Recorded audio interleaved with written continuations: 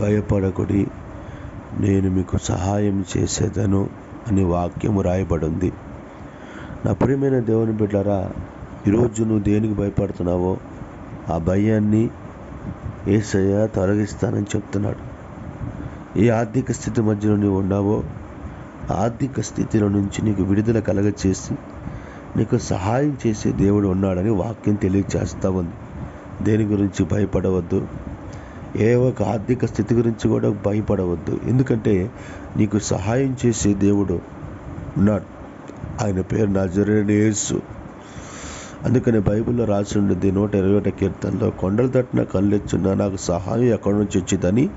తర్వాత అంటాడు, యెహోవా నీ వల్లే నాకు సహాయం వచ్చింది అంటాడు. అంటే ఆ భక్తుడు దేవుణ్ణి నమ్ముకొని విశ్వసించినట్లుగానే నీవు కూడా దేవుణ్ణి నమ్మి విశ్వసించుకున్నట్లయితే నీ పక్షంగా కూడా దేవుడు సహాయం చేస్తాడు. నీ బిడ్డలకు సహాయం చేస్తాడు, నీ కుటుంబానికి సహాయం చేస్తాడు. ప్రతి సహాయాన్ని అందించే దేవుడు.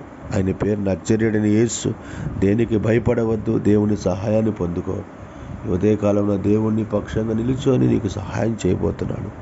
ప్రార్థన చేసుకుందాం. పరిశుద్ధుడా, వాక్యం ద్వారా మాట్లాడే మీకు స్తోత్రాలు నాయనా. నిజంగా ప్రభా, మా భయాన్ని కలవరాన్ని తొలగించి మాకు సహాయం చేయమని ఉదయకాలంలో ప్రతిరోజు ఎవరైతే ఈ వాక్యం వింటున్నారో వారిని ఎన్ని విషయాలు మీరు దీవించి ఆస్వాదించమని యేసు నామమున అడుగుతున్నాం తండ్రి. ఆమేన్, ఆమేన్.